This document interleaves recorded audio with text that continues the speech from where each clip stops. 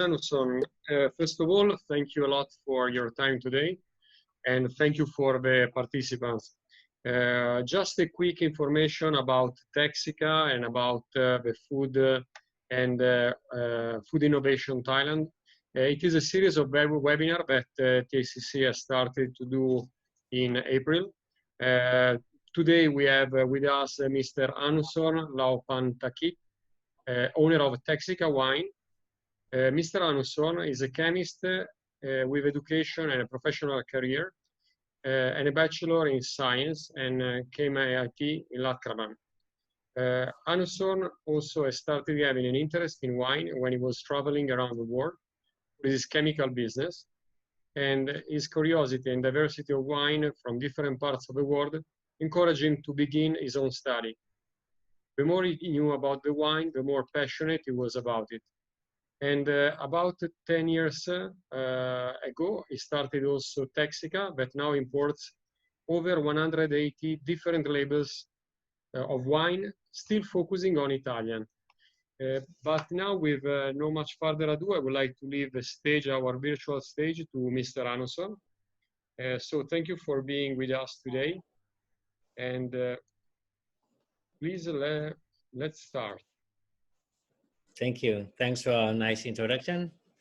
And by the way, we are not just focused on Italian wine, but I think we are one of the very few that in 100% working on Italian wine.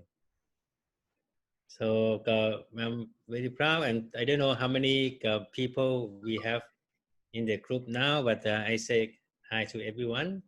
I think someone is good afternoon to you, and some probably good morning. I don't know if we have someone from overseas. I thank you for inviting me, and it's a pleasure for Texica to join the program, and which is I think it's really useful program.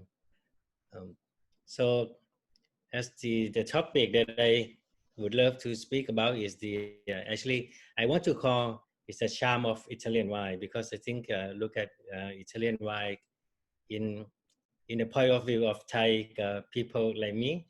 I think there's so many areas that made me really have the passionate on Italian wine. Because when I start to have the interest about wine, it's a wine from everywhere. I of course I start with French wine because my work I go to France more often. I also start with Australian wine, but at the end, until now, I can say that I fall in love with Italian wine, and I think the reason is because Italian wine are much more fun than wine from other countries. Many of my friends like to challenge me a lot of questions about my love in Italian wine, and I talk to everyone is that I never say that Italian wine would be better than wine from other part of the world, but definitely it's much more fun. And one of the most important reasons is because Italian wine are much more diversified, and that's make us fun, because I hardly see someone that drink same wine every day. I see everyone, either you are big fan of New World, Old World, French wine, Italian wine, Chilean. Everyone drink different wine almost every day. And when you have more style of wine to try or to explore, I think that's the fun about wine drinking. So I see that the country like Italy, we have a huge variety of wine to explore. Couple of reasons why Italian wine are much more diversified is basically because the geographic very diversified, the climate are very diversified, the soil type, and also grape variety. Actually, some other more factors like cultures, food traditions is all impact why we have so big variety of Italian wine today. If you could move to next page, please. Can you move the slide? Thank you. Okay.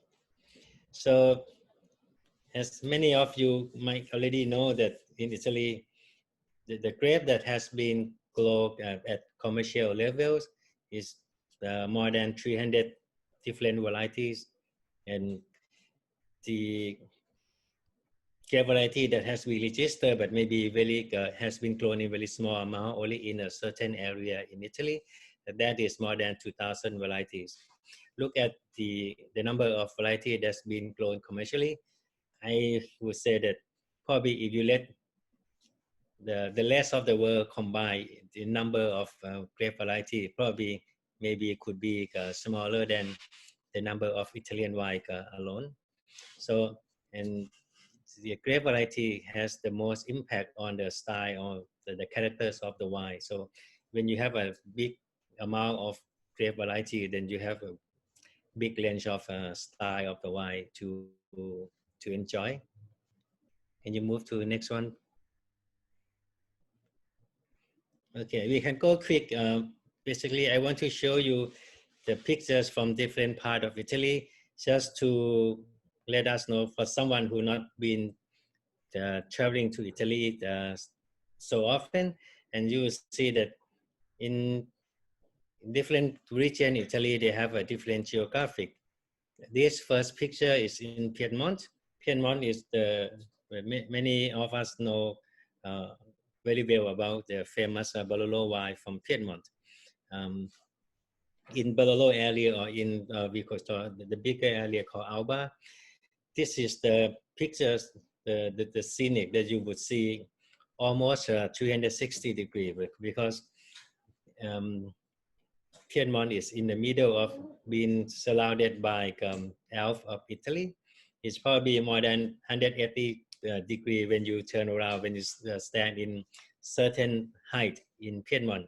You will see that in near to you, you would have many small hills, and in the far back, you always see a big mountain with a snow cap that surrounded the area, make the uniqueness of the microclimate in Barolo and or in Lanke area.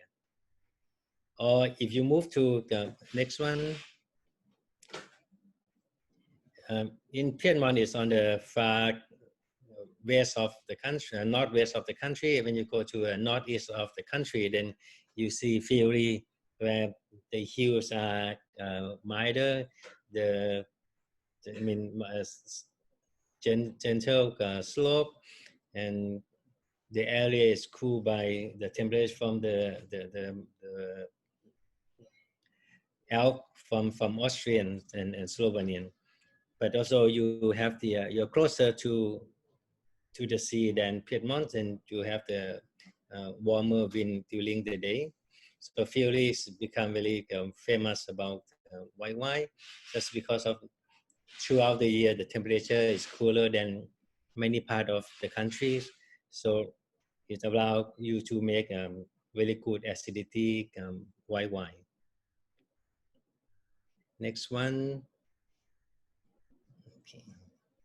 You come down to the middle part of the country, then most people know about Tuscany, and Tuscany has the smaller hill. The weather are much warmer in Tuscany than in the north, and so you have a different height of the hill in Tuscany. So you have, even they all grown, I mean 80% they grown Sangiovese in Tuscany, but you have many different denomination within Tuscany, all based from Sangiovese, but in a different climate. So you have different style of the wine. Next one. In Abruzzo is more or less the same, almost the same latitude with Tuscany.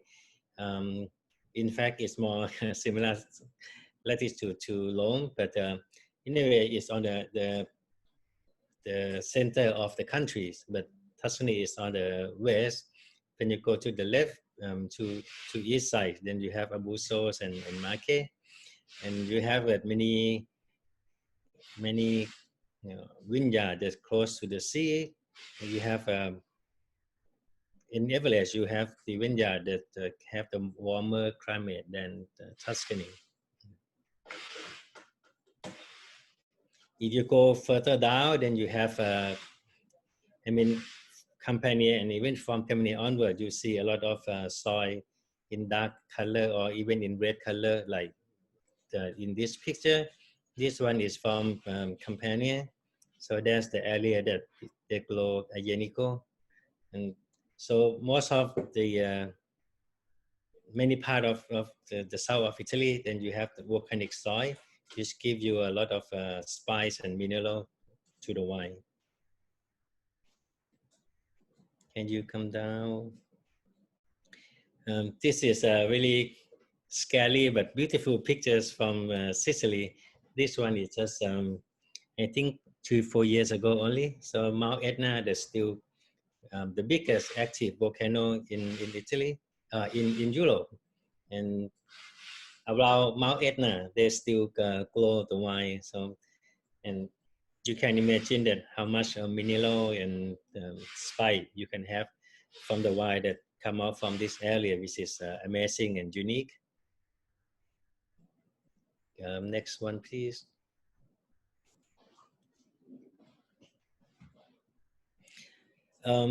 Okay, and also this one shows that there's a choice of different altitude in Italy that you can choose, like the famous Chianti wine. They're mostly made from the vineyard that at height around 100 to 300 meters above sea level. And you can go up to, for example, in Trento, where they grow a lot of Chardonnay, and they make a very good sparkling wine.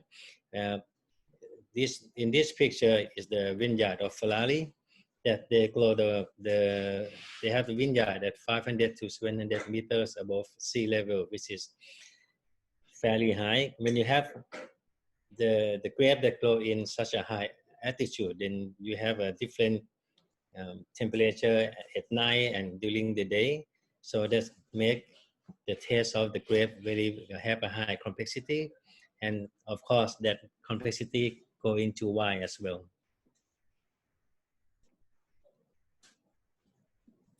Not this one is to show you an example of the high altitude in the north, and you will see some vineyard even go up to 1,000 meters above sea level. And the picture that we see earlier in Mount Etna, we have the vineyard up to around 1,000 meters above sea level in Mount Etna as well. So it's very close to the active volcano. This one is the, okay, so the next one you see in Italy, we have big varieties of the soil type. I couldn't bring everything to you because there's so many, but in this picture you could see some different soil type that we can find. We have chalky soil on the top left, where these soil are very suitable to make, mostly good for white wine. They would give you a lot of aromas, and the wine are more on the elegant style. You have the silica stone on the bottom left, where it gives you a very mineral, and they have the silica keep the heat during the day, so they warmer the grape at night. So they give you a certain characters for the grape. The red soil you see on the top right, mostly the red colors coming from the high copper or iron content in the soil. So when they have certain amount of certain type of mineral, they give a different taste and different characters to the wine. And the bottom right, then you see the stony and more compact soil that give more full body and very intense characters of the wine. Can you come down? Yeah, this is just similar pictures, but show you a bigger one, so you can see really. It's like you're walking on the sand or on the beach. You would find this type of soil in Loelo, in Piedmont or certain part of Friuli, and also you see some similar type of soil in Sicily.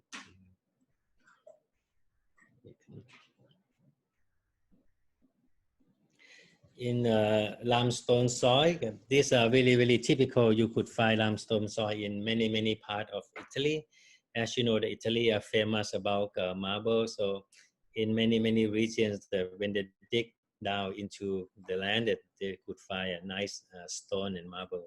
So the limestone are really typical type of soil that you could find in Italy. Next one. Or some part of Italy, especially where they like to grow more of the grape for red wine, when you have more clay, so the soil would have darker color, and in under the soil, but the soil would be more compact. So that gives some like toughness to the life of the grape, and just make the wine has more bodies. The structure are stronger. So when you drink a wine, you would enjoy more, let's say, the intensity of the wine.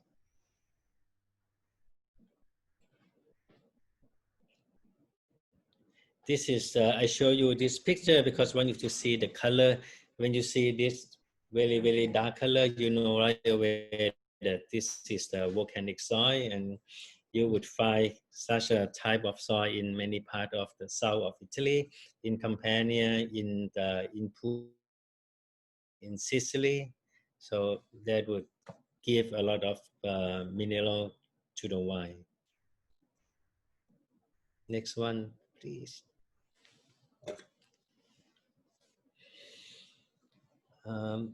This one also I show you just to give you pictures of.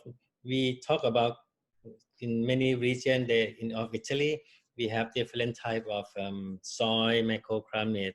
But when you look into just one region, I give you Sicily for example, because even within one region, you have a huge diversity of the soil type and also climate. In the picture, you see that on the northeast of Sicily, you have Mount Etna. So around Mount Etna, they have a lot of vineyard where they have a rich volcanic soil. On the left, the northwest, you see Palermo and Marsala.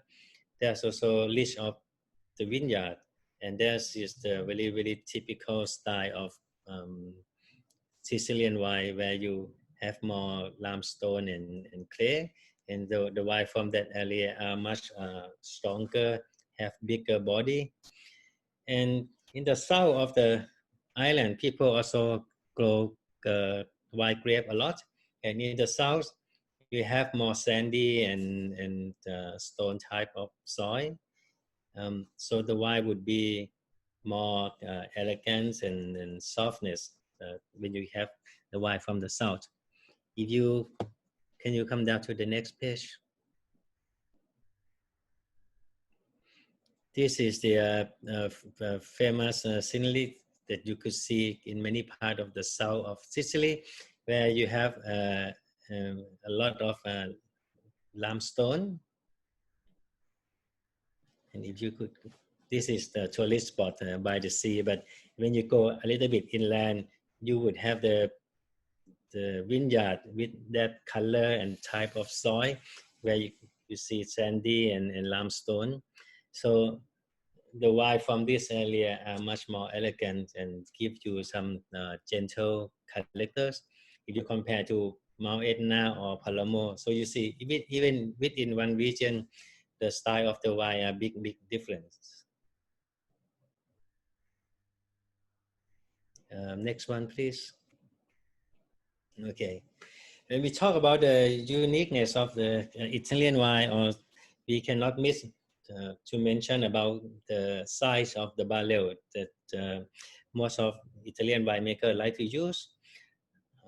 You will see in many parts of the world, they like to use the smaller, the so-called barrique. In Italy, most of winemakers like to use a bigger barrels, and especially they use it for many times. In the pictures is the barrels from the producer named Marchesi de Barolo. This barrel is already almost 100 years old, and they still use that barrel today. The philosophy of Italian winemaker, they like to use old barrels because they like to show the character of the grape.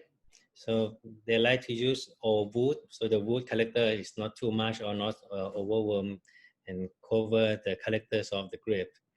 And the character of the wood are smaller, then when they have less impact to the wine, so allow the winemaker to be able to age the wine in wood longer period of time too.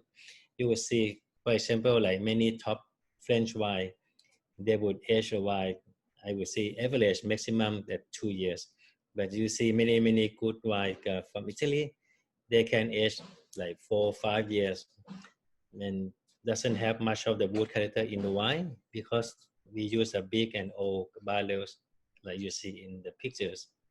So that's probably all the reasons why we see a different type of the wine, and that's how I conclude that Italian wine would give you much more fun. Maybe you taste some wine that not really on your type or you not really enjoy, but it's something that you would find is have some unique of certain day. Some wine you always want to taste it again. Some wine you try from Italy and you said probably once a year is enough for me. But that's the fun about Italian wine. I didn't have time to talk much about the food, but food is also very important, and there's another reason to make wine from different religion has different characters. I can give you some example like the food from the north, people from the north, because the weather are much colder. So people from the north tend to eat more cheese and greasy food. So you will see that many areas the wine are more acidic in the north, and because of the weather allow them to make acidic wine, but also secondly, the acidic wine would help them to have the wine, enjoy wine with the food that has a lot of cheese. So the acidity of the wine would help you minimize the impact on the buttery of the cheese. Where in the south, for example, the south, most of the food from many regions are much more tasty than the north. They use much more spice. They use a lot of lime. So the wine from the south, in average, has much more spice from the wine from the north. And also, I think luckily because the soil allow them to make spicy wine, because you see the picture that I show you, the type of the soil, the volcanic soil, is all allow them to make the wine that would match to their food. That's probably what I like to share with you today. And if you have any other questions, I would love to entertain your questions. Okay. Thank you a lot, Mr. Anusorn. It was very interesting, this insight selection of region. And I invite the participant, if you want to ask a question, you can type it in the chat room, or either way you can ask directly. In the meantime, we have one question already. And I would like to ask about your experience with Ferrari Spumante. Let's say Ferrari, it's very well known in Italy. And may I ask you, for your experience, the market, the Thai market is ready for this type of product that is very luxury? And if yes, what type of food would you suggest the consumer to match with Ferrari? Thanks for your questions. Yes, you know that Ferrari is the oldest methodoclassical producers in Italy, and has a, I always like to use Ferrari as an example because the style of the wine in Italy, if you compare to the similar type or similar style of the wine with other part of the world, or maybe the one that people get used to the most is French wine. So basically, Ferrari are similar type to Champagne, but because of the food in Italy, more intense and tastier, so people like to make the wine to match with their food. So Italian like to make more intensity wine. I mentioned that the Ferrari vineyard is about 500 to 700 above sea level, compared to Champagne, which is around 200 to 300 meters above sea level. So when you have a higher altitude, then the wine has more complex and has more intensity. And that's the style of the wine that Italian like to make, because it is matched to their food. And for Thailand, I think the Ferrari would be perfect match to Thai food as well, because in Thai food we are enjoy much more tasty wine. We also enjoy spicy food, and the sparkling and the good structure of wine like Ferrari would be perfect match to our food. That's absolutely an interesting point to see how an Italian product can match also the Thai cuisine, because we understand that Thai cuisine is very rich. So the heritage in Thai cuisine is probably a long heritage, probably like the Italian one. And for our experience, we heard that among the consumers in Thailand would prefer mostly red wine to white wine. But actually, what is your experience about it? Let's say the type of clients that address to Texica, do they go for a red wine or they prefer white or sparkling? If you want to share some point of view from a professional. Thank you. Yes, Thailand is always a far big market for red wine, which is all my supplier. They're really surprised when they see the number, because they think that if you talk about total percentage of the total market, probably 75% red wine, and about, I would say, 15 to 20% sparkling wine. So white wine would always be less than 10% of the consumption. When I say white wine, that's including the still rosé wine as well. And besides white wine, even the rosé wine, which is to me matched to climate in Thailand, matched to Thai food, but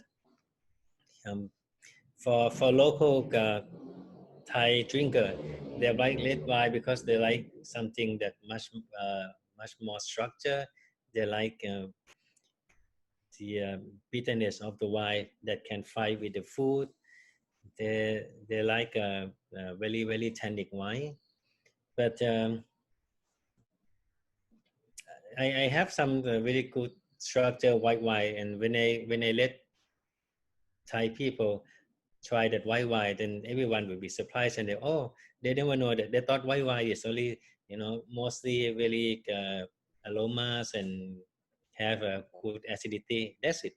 But when they try, for example, like Greco the Tufo from Campania, and they say, wow, some of them think that if we not serve in such a low temperature, maybe they even think this is the red wine. So in Italy, we have different type of white wine to surprise Thai consumer. Okay, thank you very much, Mr. Anusorn. If anybody would like to ask something, we have among the participants some food and beverage expert. In the meantime, perhaps while we are warming up the audience, you mentioned about rosé wine, and we saw that probably in the last year and a half, several rosé labels arriving to the market. And in Italy as well, rosé is becoming more popular. Do you think it's like a type of wine that match the Thai palate? Is it something that you find approachable also for our market locally? Yes, I think no questions that the type of the characters of rosé wine are very, very matched to food and weathers and even the taste of the Thai consumer. But I think the consumption has not been at up to the level that it's supposed to be, because I think the impressions are wrong. When you talk to many Thai customer, you know, when they first heard about rosé, they thought about rose, and they thought it's a wine for females. And I think the wine compared to other wine, or even compared to white wine, is something is more feminine. They said no, it's rosé is because of it's called because of the color of the wine, but nothing to do with the characters. Because if you compare rosé with white wine, you have much more structured wine, you have more tannic in the wine. So it's something that if you drink wine that closer to the red wine, and so the character are much more masculine compared to most of the white wine. So I have to educate a lot of my customer before I convince them to try rosé. I said, first of all, when you think about rosé wine, don't think it's the feminine, or we're not going toward that direction. Actually, we go on the opposite way, and that's something I think everyone we have to help to educate Thai consumer. Okay, thank you for this insight. We have a question from Miss Rosalind Unibandu, asking, what's your favorite wine Italian grape variety, and why? You have one or many other? That is really, really difficult questions, because I enjoy a lot. I have many favorites, but if I need to pick one, is probably Sangiovese, because I think Sangiovese can surprise me a lot. When I drink Sangiovese from different part of Italy, even in different part of Tuscany, you can make so huge in the style of Sangiovese, which is, I think, I don't see any other grape that in one grape variety can make so different style of the wine. Okay. And Sangiovese, let's say, regarding to red wine, we heard that Lambrusco, that is a popular wine in Italy, is something that can work, or it will work in Thailand a bit more, or is still a taste that doesn't match too easily Thai taste? First of all, because most of the Lambrusco are quite sweet, and the sweetness in the wine is not very well accepted, or not so popular in Thai market. And look at the appearance, the red sparkling wine also not something that Thai people familiar with. And also another reason is that history wise, because in Thailand we have another product that not really wine, but is the alcohol drink is like sparkling red wine, but it's for like younger generation or for teenager, that they're for the party type, it's very cheap and local made. So it make the reputation of sparkling red wine at the not so serious wine.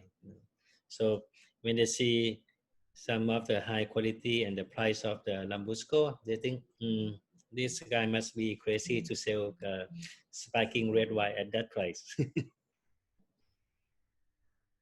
This is, we understand, it's better kind of a prejudice, but Yeah. we understand the reason behind this. Yeah.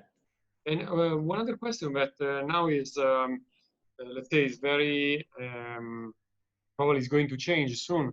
We saw that because of the COVID-19, the government had to put a ban about the alcohol sales. Probably we saw the end of the tunnel. Let's say we heard that probably from Monday, restaurants will be able to sell wine again. And is it official? Is it officially lift this ban? Yes, yes, it is. Okay, this is actually good news. Good news. Finally, someone gets smarter. Okay, and may I ask you, as a Texica, do you organize also some type of event? For example, if a client would like to try a specific wine, do you welcome them to, let's say, teach them a path around Italy by tasting the wine and the food? Is something that you do usually, or you just visit? That is a type of the event that we do very often, because probably every month we have, I would say sometime every week we do a small group testing, and we have the small testing room in our cellar on Sukhumvit 36, so it's quite convenient to travel even by SkyTrain. So we like to do a smaller group because people can ask a lot of questions, and different group come with different background. So normally, sometimes they among their friends, they have the same interest or have a same certain type of point of Italian wine that they like to learn more. So they would group together from 6 to 10 people. We have to schedule ahead of time. So we call testing, but it's more like educational testing. So that type of things that we done very often.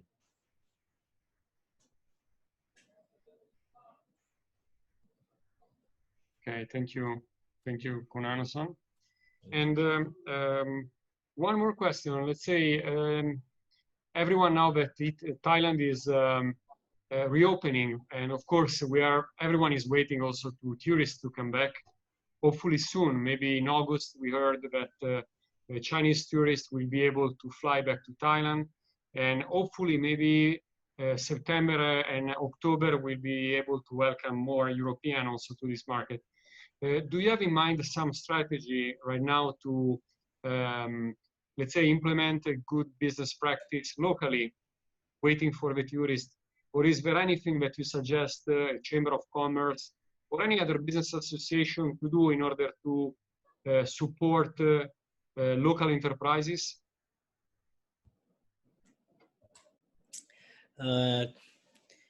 Frankly, I personally don't think that the overseas tourists would come back so fast. You know, I was surprised if you see a lot of tourists coming in around August, September. I think for the people who running the business in Thailand, probably you need to focus on local customer.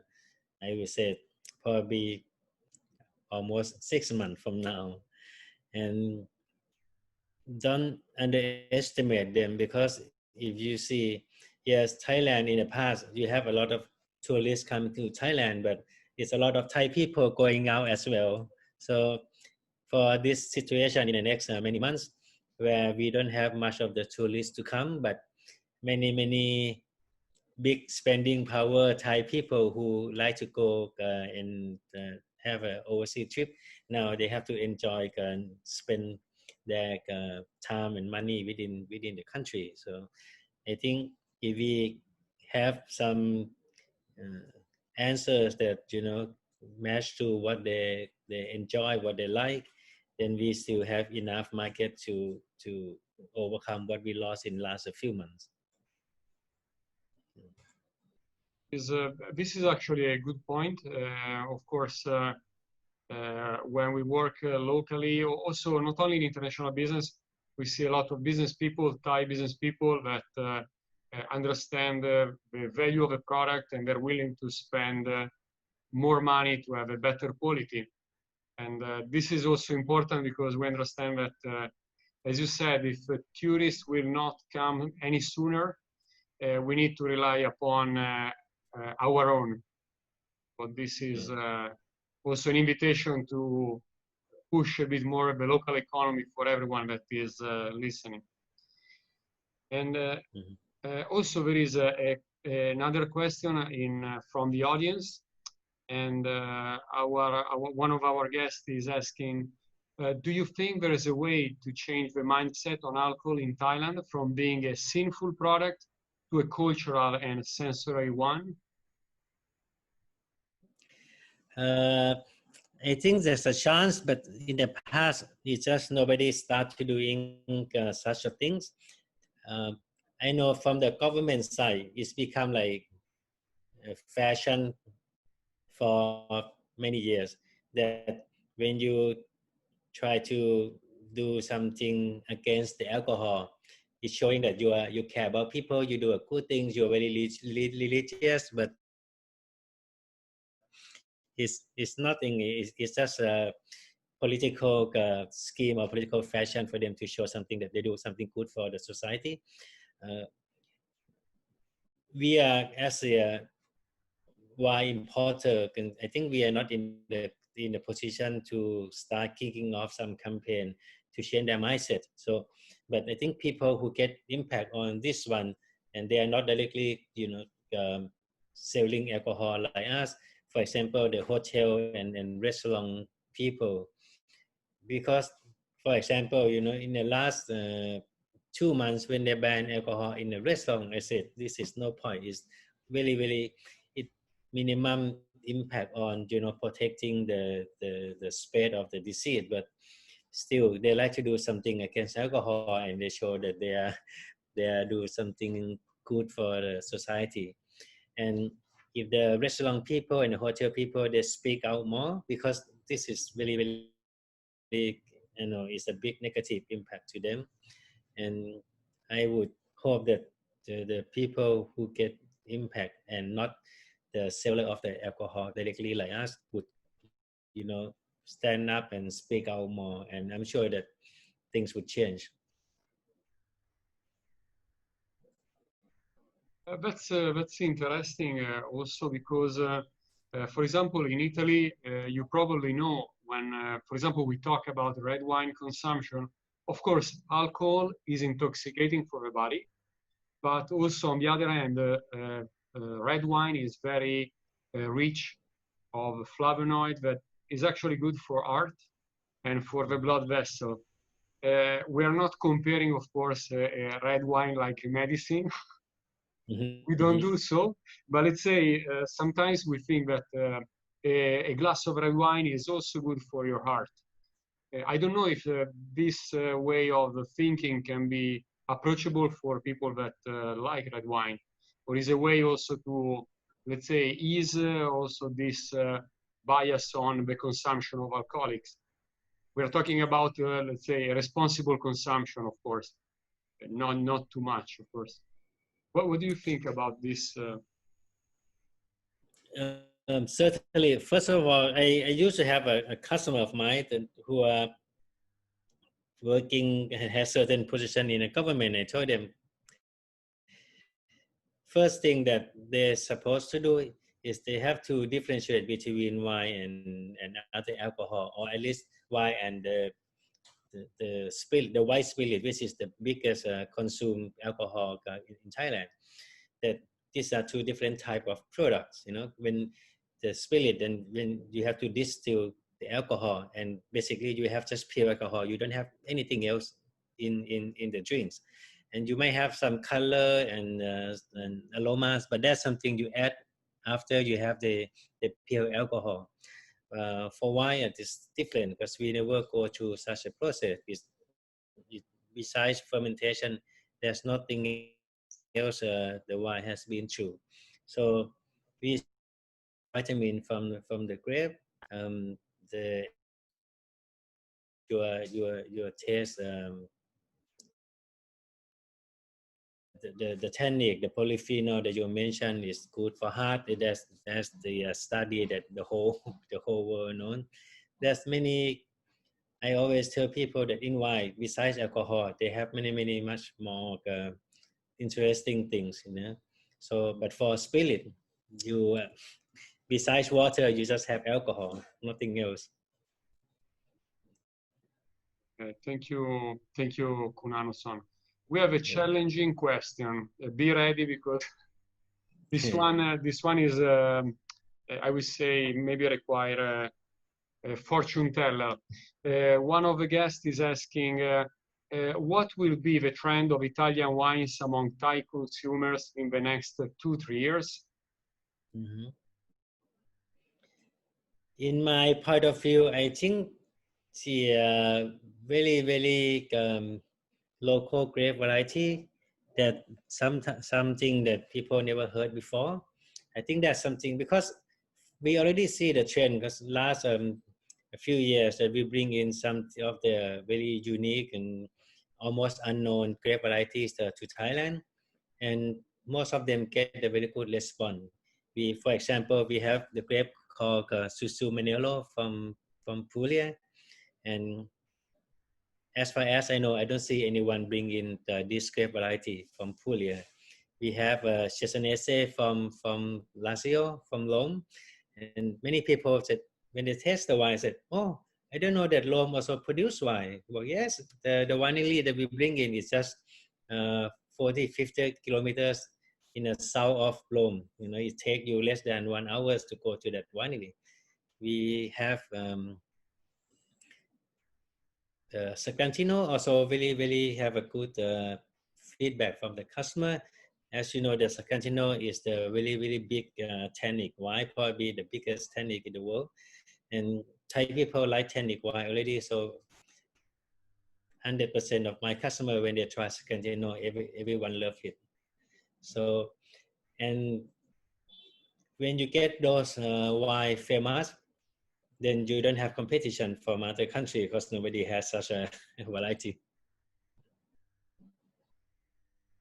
So let's say overall you have a positive vision of bringing more labels and educating the consumer. So probably we can expand more. Yes. But also, let's say from our point of view as a Chamber of Commerce, we saw that although the taxation to bring alcoholic products is pretty high to the custom, still there is market, like there is a demand, and no matter what, wine is a product that is required. So let's say we saw that the local market is actually accepting to pay a bit more. Sometimes is a lot more, let's say, but the market is ready and understand the value of certain labels. Yeah. And that might be the I don't know, because I've been heard many times that European and try to have a discussion about Thai government for the free trade, if not free trade, at least is coming down on the import tax for many products, including wine. So it's already happened between Thailand and Chilean and Australian, New Zealand. So it might be possible that in the near future that Thailand might come to the agreement with European countries to have a lower tax on wine. We hope so. We hope so. But after the election, also European Union started to negotiate again free trade agreement. Of course, it will take times because it's about all the European country needs and Thailand. So it's something that cannot be done in a day. But of course, let's say this cooperation and this dialogue has started, has been resumed again. We are positive on this. Okay. And Kunano-san, maybe one last question. We don't want to take too much of your time. Again, thank you a lot for your availability this afternoon. May I ask you, from your point of view, the spumante, for example, we were talking about Ferrari before. Do you feel some competition against the champagne from France, or how do you do in marketing Ferrari? You suffer a kind of competition, or there is some uniqueness that is still good for your consumers? Most of the time when I want to promote Italian wine, and in case that I have to fight with the French wine, again, not because we are better, but I believe that most of the Italian wine much more matched to the style of the Thai drinker. But French wine, including champagne, they have a longer history in the country. They have a better, not really reputation, but image of the wine. So when you know that you like to let someone taste Ferrari against champagne, then you start from behind champagne already. So what I normally do, I like to blind test my customer, because then you start sit at the par with champagne, because they don't know which one is which one. And when you focus on taste alone, I think 99% Italian wine would win. Thank you for this consideration. And as a professional in the wines, aside from this COVID situation that hopefully we will recover within a few months, a few weeks, from your point of view, is there any trade show in Europe that is interesting for you to visit? Or right now you aim only specific wineries that you know well? What I mean is, like, would you suggest to visit some, let's say, wine international trade show, or you would suggest?